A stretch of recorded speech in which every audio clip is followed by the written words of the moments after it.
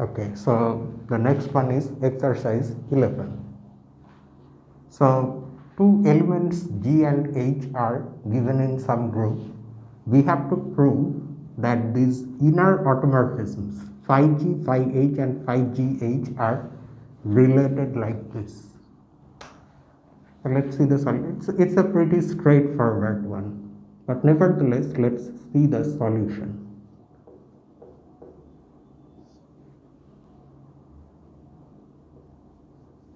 Let G be the, let us give the group some name G. G be the group in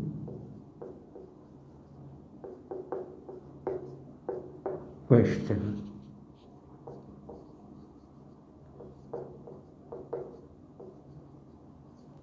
Then for any element x in G, what we are going to do, of course, is we are going to see what the images of x are under both of these maps. If they are the same thing, then they are equal. The maps are equal.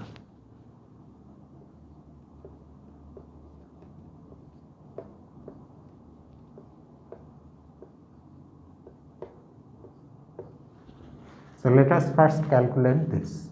By the definition of composition of maps,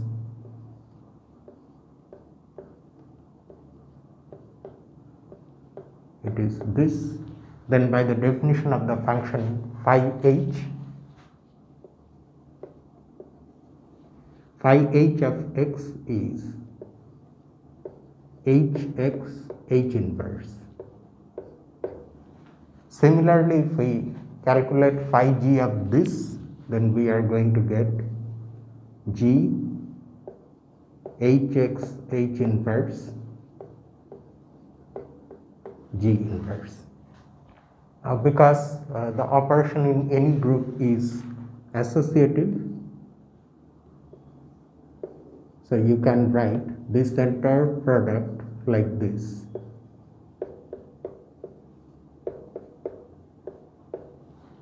And we know that H inverse G inverse is the inverse of GH. So it becomes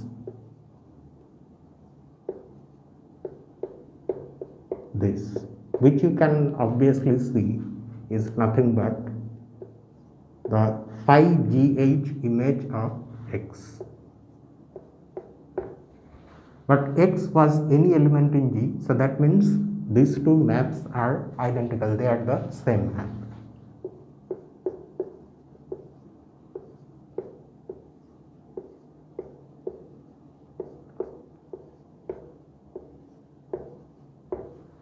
Note that a consequence of this equation is that when you take the composition of two inner automorphisms, then the resulting map is also an inner automorphism. Okay, so let us now see the next one.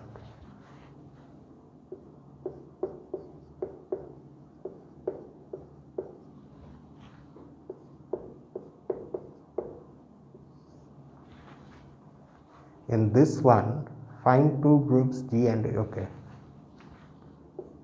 Find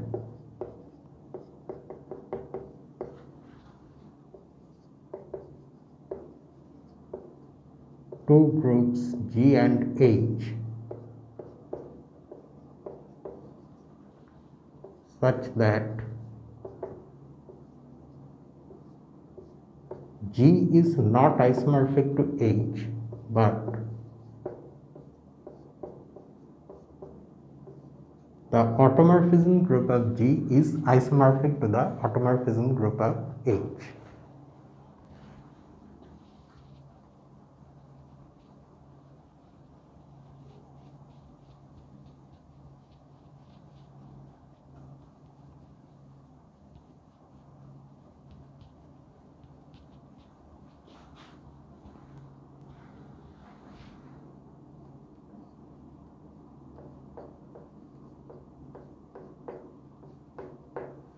And for this one,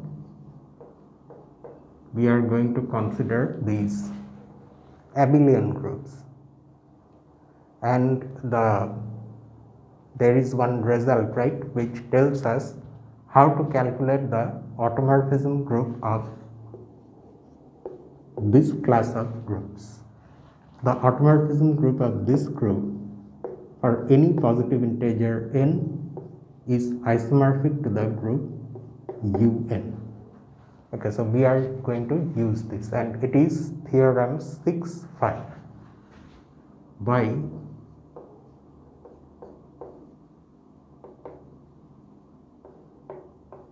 theorem 6.5, and the groups we are considering are Z8 and Z12.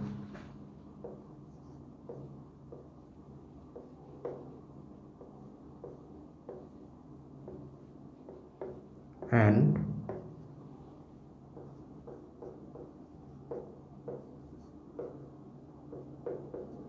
this is isomorphic to U12. Isomorphic means group theoretically they are the same. There is no essential difference between the two groups. Now in this set of exercises, we have already seen one exercise, the fifth one, where we have been asked to prove that these two groups are actually isomorphic. So by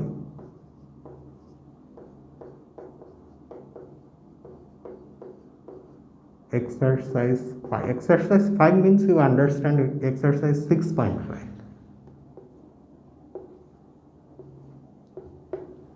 U8 is isomorphic to U12, and as such these two automorphism groups are isomorphic. They are essentially the same group, but the original groups of course are not isomorphic.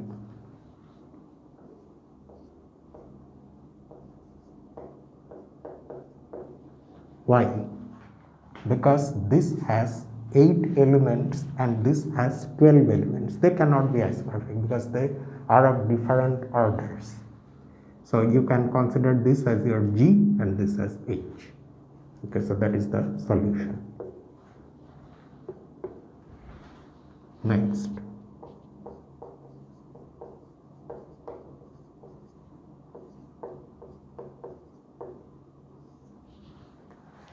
The 13th one is prove the assertion in example 12. Okay, so we need to go through some calculations here.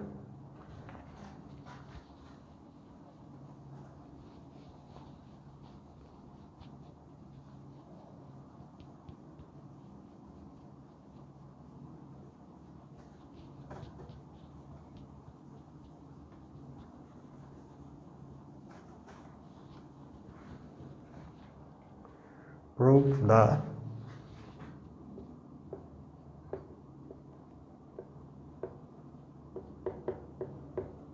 assertion in example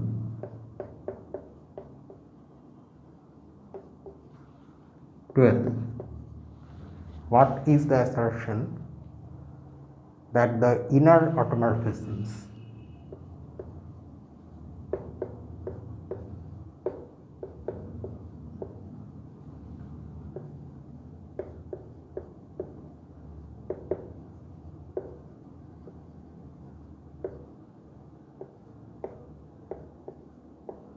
phi r 0, phi r 90, phi d, phi d and h. Oh, okay, h first and d. These are okay, so they are inner automorphisms of the dihedral group D4, and they are distinct. That's what we have to show. And this is something that is stated or said in example 12, but there It is just simply stated without showing how. So now we are being asked to show this. So let us write some equations, and these equations will tell us why these maps are distinct from one another. Note that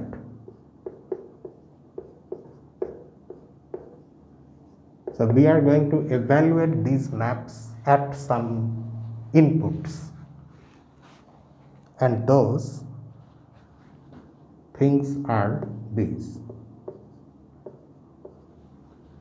If we evaluate this one at the element V, where V is a reflection, you go to the group table of D4, you will see what these elements are, and there you can verify this calculation also. So this is going to be, by definition, this is R90 V R90 inverse, and it turns out to be equal to H. Then another one, this one is very easy. If you calculate this at R90 itself, then you get R90 inverse, that is R90 itself.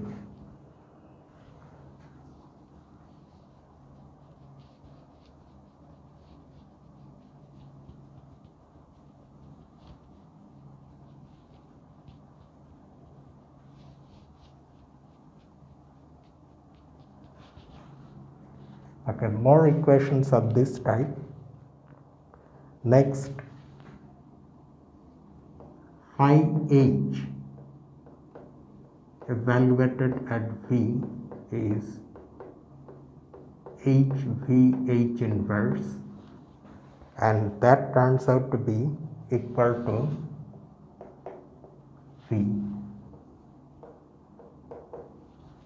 And also phi h at R90 is H R90 H inverse. This one turns out to be R270, and then phi D at V is dVd inverse, that is H, and there is one more, phi D of R90 is this, and it finally becomes R270. So let us now see how we can use these equations to conclude that these are all distinct. What is it that we need to say that phi R0 is distinct from these other three inner automorphisms? Phi R0 is the identity, it turns out to be the identity map, the identity automorphism. So it does not change any input. Whatever your input is, that itself becomes the output. So that means if these maps are changing something, then none of them can be equal to phi R0. So that way we can conclude that this is different from all the three. And you can see that each one of the other three is changing something. For example, here the input is V for phi R90, the output is something else, H. So phi R90 is not equal to this. Okay, next, phi H of R90 is something else, R270, it's not R90. So phi H is also different from phi R0. Similarly, phi D of R90 is R270. So phi D is also different from phi R0. Okay. then how is phi R90 different from phi H and phi T? You can see that phi R90 at V is H, but well, that is actually not going to help us. Let's see this one. Phi R90 or at R90 is R90, but phi H at R90 is not R90, it is R270. So that way, this and this are different maps. They are distinct from each other. So there is only one more pair left, phi H and phi T. Okay, so we look at these calculations. Phi H at V is V, but phi D at V is H. They are different. So that's why all of the four are distinct from one another. From the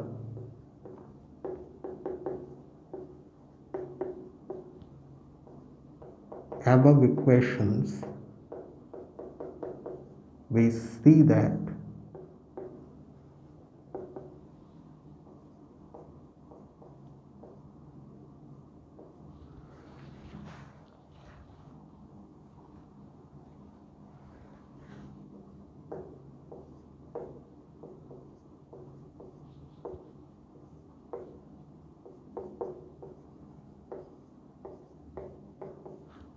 are all distinct. So that is the solution.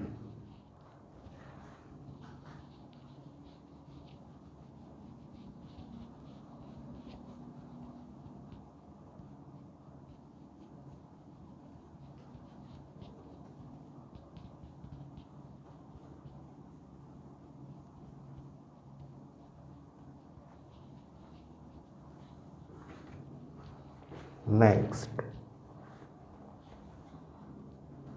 the next one is almost nothing.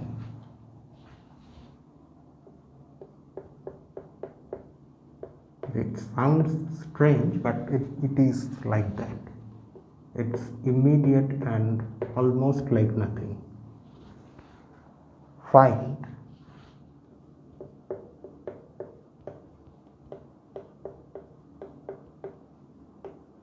the automorphism group of Z6.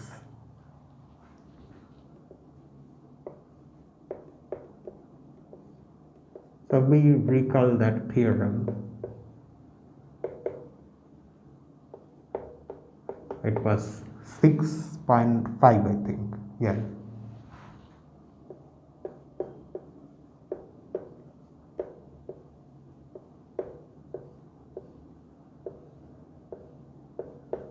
That's it.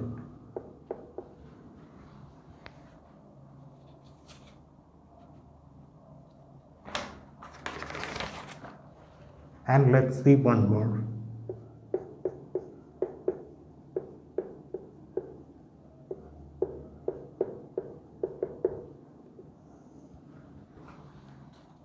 If G is a group,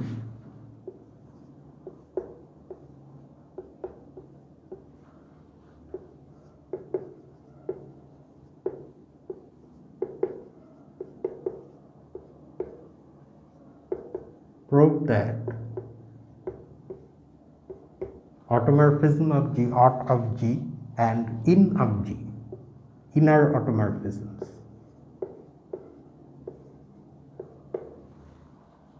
are groups.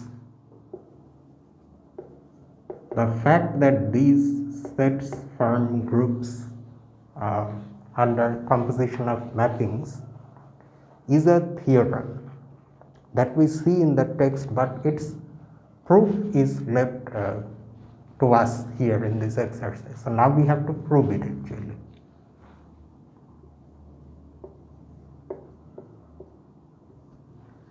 Okay, so when you try, again I am repeating, okay, I will keep on repeating these trivial things because it is in these trivial things that we very often make mistakes.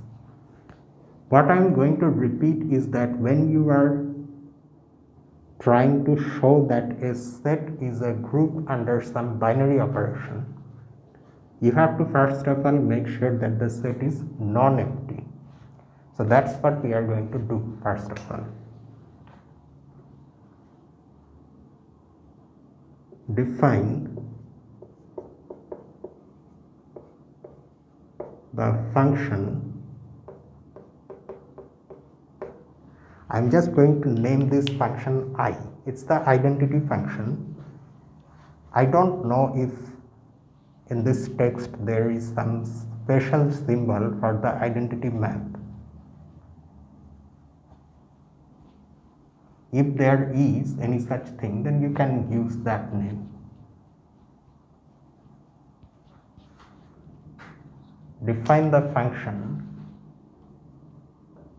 I from G to G by I of x equal to x. We know, and actually this is something we already know, or it can be just simply verified without even writing anything. We know that I is one-to-one and onto in a very obvious manner. Okay. And now also at the same time it satisfies that other condition for this map to be an isomorphism, namely it preserves group structure. That is also almost obvious. For any x and y belonging to G, we have I of xy. By the definition of I, this is nothing but xy. But again by the definition of I, x is ix, I of x, and y is I of y. So now we can say that I is an isomorphism, and because the groups are the same, it's an automorphism by definition. In other words, I belongs to this set of all automorphisms of G, and that's how this is a non-empty set. So now we can go for the four things that we need to verify, the axioms. Now let alpha and beta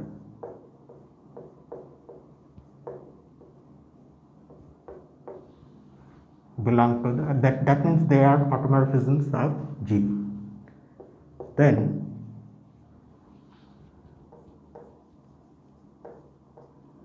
their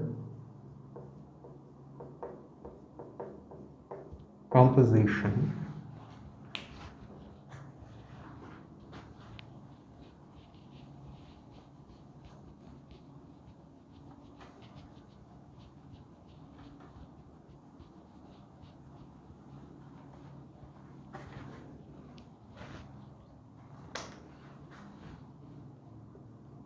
alpha beta is also a function from G into G is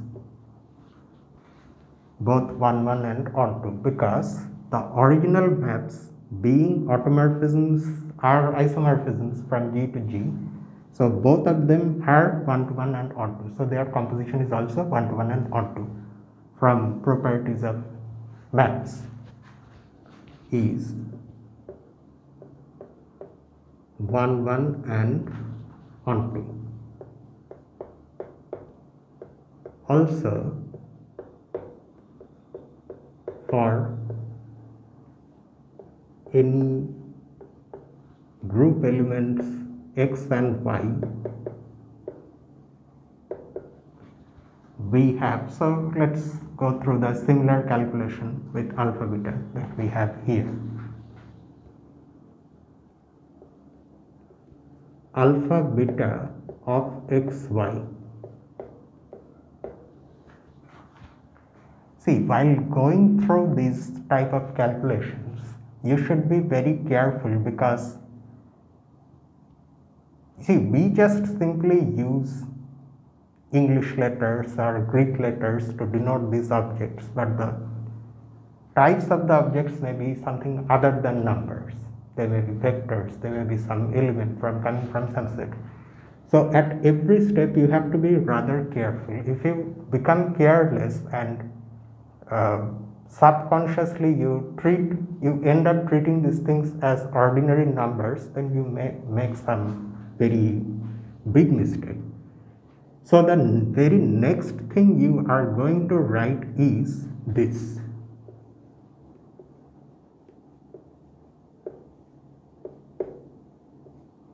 Why? Because that's what composition of mappings means. You cannot immediately do anything with xy. In order to do something to xy or with xy, you first of all need to apply the map to the product xy. And applying the composition means this. First you apply beta and then to the result you apply alpha. Okay. Now because beta preserves structure since it's an isomorphism, so beta of xy is beta of x times beta of y. But alpha is also an isomorphism, so alpha will distribute itself over that product of beta of x and beta of y. So in the very next step, you are going to write this.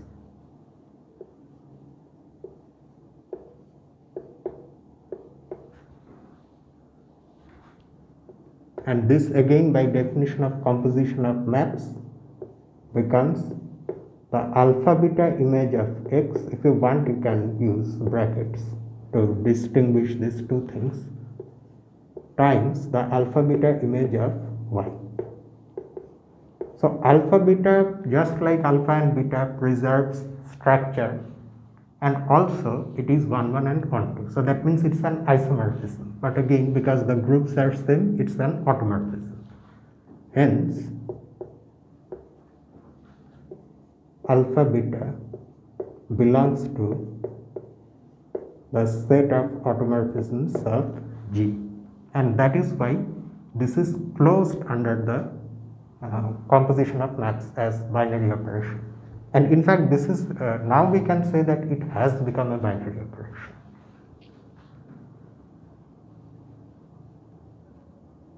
Since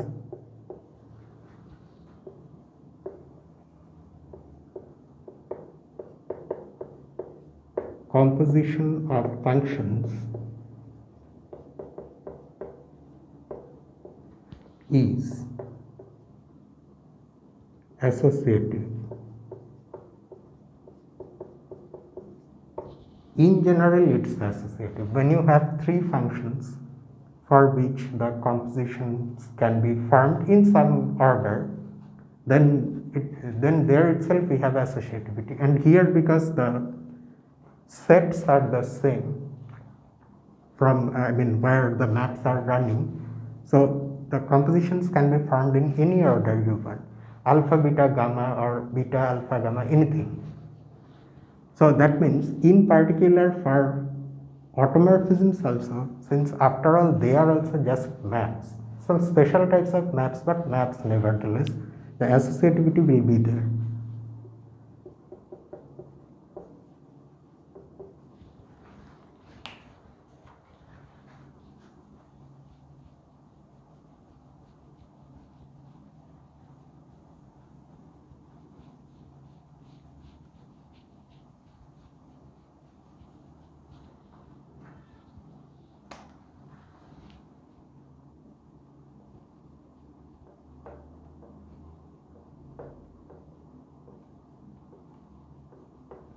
Beta gamma for all maps, all automorphisms, alpha, beta and gamma. Okay. Next, one can verify means actually this is something we already know from the part on functions. I alpha, I is that map I which we defined in the beginning. I alpha, since it's the identity map, I alpha is going to be equal to alpha, that is equal to alpha I. So I acts as an identity element in this set under the composition of maps as binary operation. Also,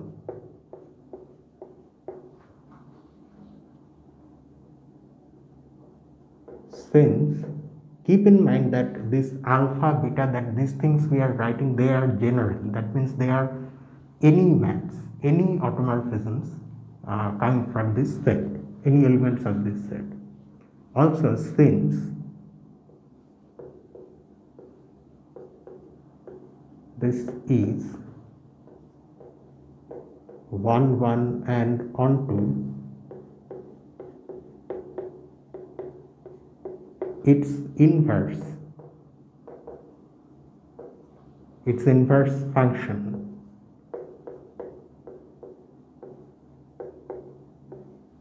exists.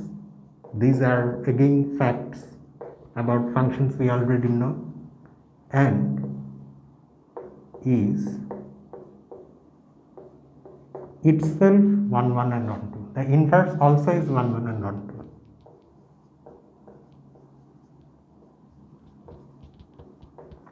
But that's not enough to conclude that the inverse is an automorphism. We need to also see that the inverse preserves structure. So now we have to show that.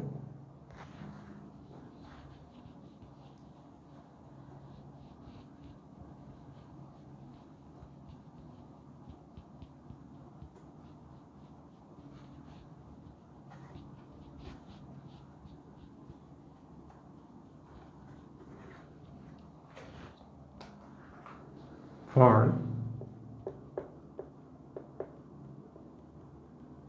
any, because we have been taking x and y to see whether a given map preserves structure or not, here also let's take x and y.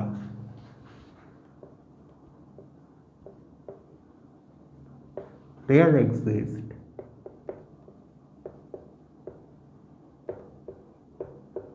unique, actually there is no need to write unique elements, you can just simply write elements, but let's just mention the uniqueness.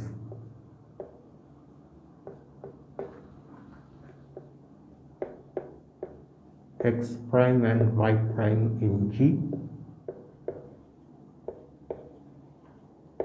such that, oh it's alpha, it's not phi, such that alpha inverse of x is x prime and alpha inverse of y is y prime. That means because alpha inverse is a map, so evaluating it at x and y is going to give you some elements which we are calling x prime and y prime respectively. But then by the definition of inverse maps, x is equal to alpha of x prime and y is equal to alpha of y prime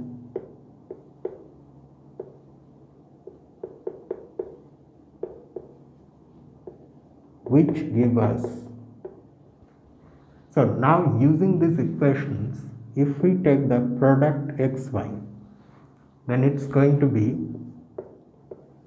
alpha of x prime times alpha of y prime. But alpha preserves structure because alpha is given to be an automorphism. So this will be alpha of x prime y prime. Now from this last equation, you look at this and this. What do you get? keeping in mind that alpha is bijective and hence invertible, we get this. Alpha inverse xy then is going to be equal to x prime y prime. But we know what x prime and y prime are. So substituting for x prime and y prime, we have alpha inverse x, alpha inverse y. So that way you see that alpha inverse also preserves structure. It also distributes itself over a product in this sense. Thus, now we can claim, now we can conclude that alpha inverse is also an automorphism.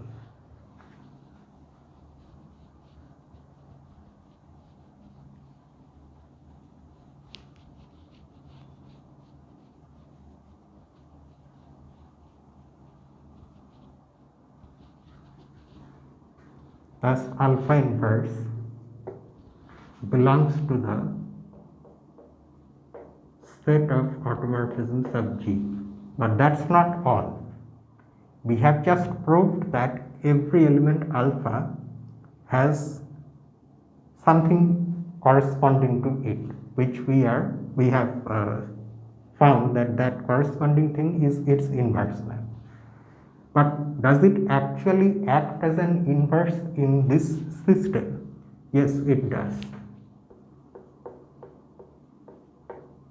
And we already know this.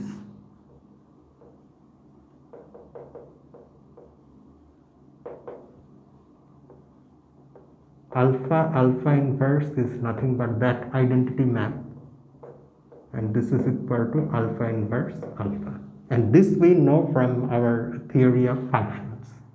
So that means the only thing we had to show here is the fact that alpha inverse also belongs to the set of automorphisms.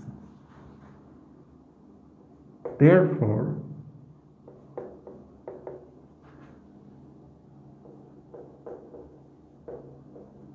this is a group under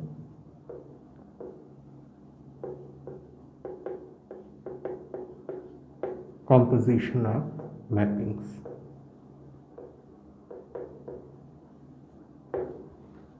Okay, so we have proved one half of the exercise, but there is something else also. We have to then prove that in of G is also a group. Now, because inner automorphisms are special types of automorphisms, so in of G, that set is a subset of G.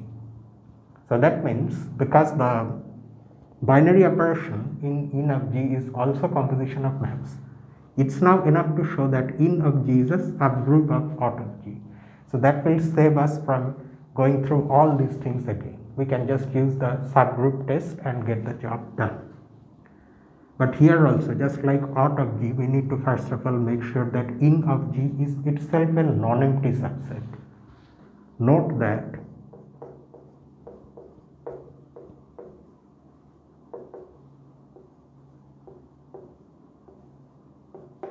this is a subset of this. Hence, we need to mention this, hence it's enough to prove that in of G is a subgroup of out of G.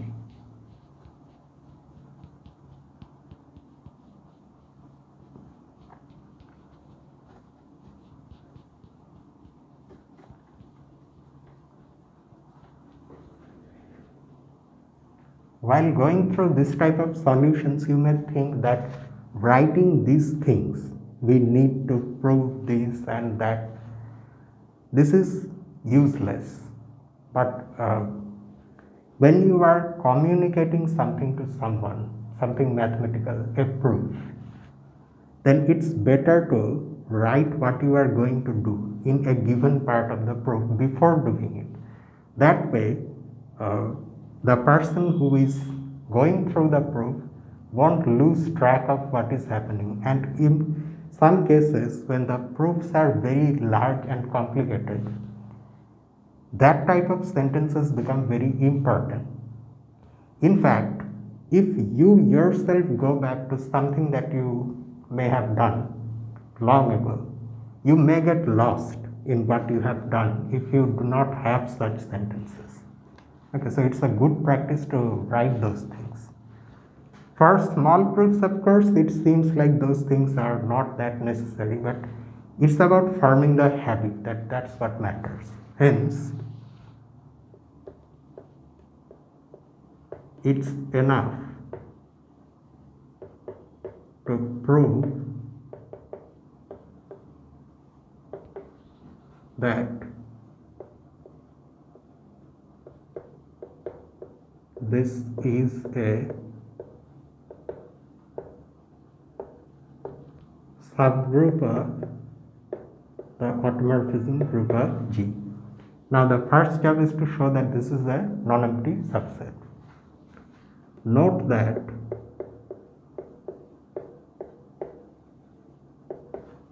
for E belonging to G, E is the identity element in the group G, phi E belongs to, phi E is an inner automorphism. So even in the extreme case where G has nothing other than the identity, G is the trivial group, then also you have an inner automorphism. Okay, so that's why E has been chosen. And that's how this is a non-empty subset of auto of G. So now we can go for the subgroup test. Now let phi G and phi H belong to in of G, where of course G and H are coming from the original group G. Now you go to the exercise where we started the video today, which was exercise number what? 11. By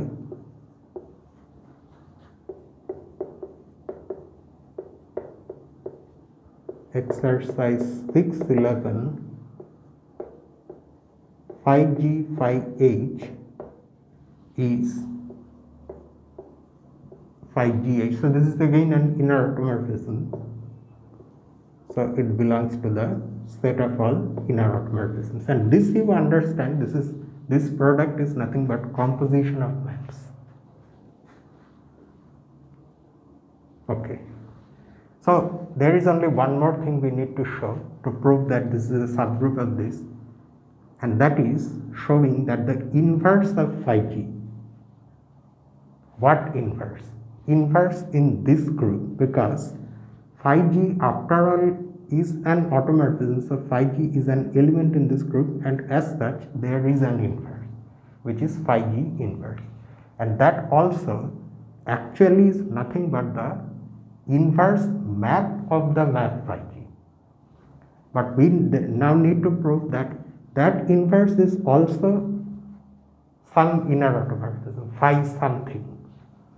So let's see what that thing is. Also,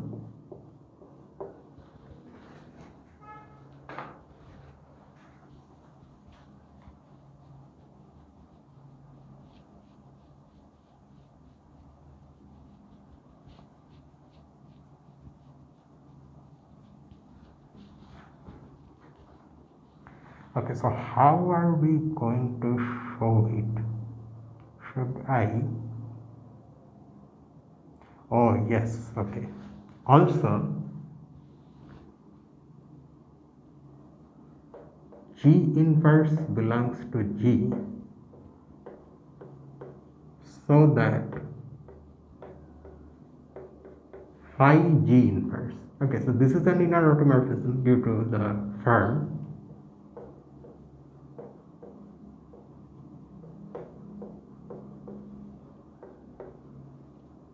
Such that for any x belonging to G, we have, let us calculate this product, phi G, phi G inverse. Okay. If you want, you can use this equation also. But let us see what phi E is going to, because using this equation you are only going to get phi suffix E, where E is the identity element in G. But then you need to know what phi E is. So for that you are anyway going to need a group element.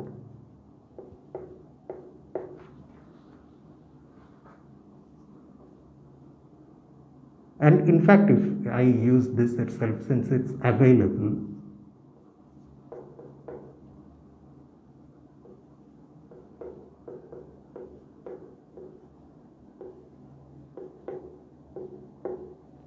okay, so this by the definition of phi E is EX E inverse, but EX E inverse is just X, and X is I of X. I is that identity map. Now, because of the general nature of X, because of its arbitrariness, we have phi G inverse equal to I. Now you think of this equation. This is an equation in what? In the automorphism group. So from this equation,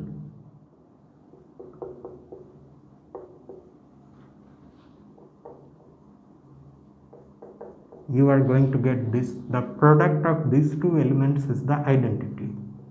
So each one of them is the inverse of the other. So that means the inverse of phi G, that is this thing, is this. And that of course is an inner automorphism.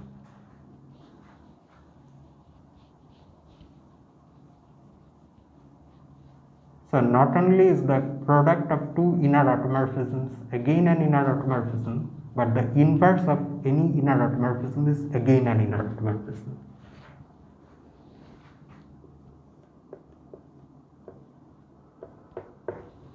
So now by the subgroup test,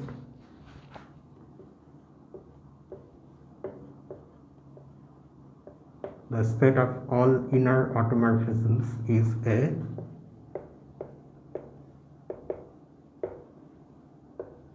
subgroup of the group of all automorphisms, and hence it's a group in its own right. So that completes the solution finally. And let's just end the video here itself. Let's not drag it any longer than this. There are so many more exercises left that no matter how many we do in a given video, still there are more and more and more. So it will go on and on for quite some time. So there is no need to rush through the things. Instead, in this way, if we go steadily, not too fast but also not too slow, then eventually we will complete almost all the exercises, if I am being hopeful. But if we stumble upon something that is extremely hard, then we will have to skip it for some later time. So anyway, so our next upload is tomorrow, and which is analysis. So in the last analysis video, I don't know if you have been able to see the mistake or not. There is a mistake. So what I did in the last video, that last Y answer, is actually not an answer.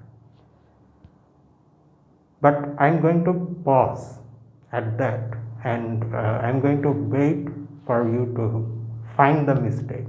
If you do find it, then you let me know and you say what the mistake is, then we will try to rectify it. Rectifying it, I'm hopeful, I think it can be done, but so far I have only vaguely thought about it. I haven't done it fully, so I will be waiting for you. But tomorrow, of course, we are not going to dwell on that. We are going to go ahead and complete the section by solving that last exercise which is there. So see you tomorrow with that. Until then, this is me, Lucifer, from A Mathematical Room. Have a nice night.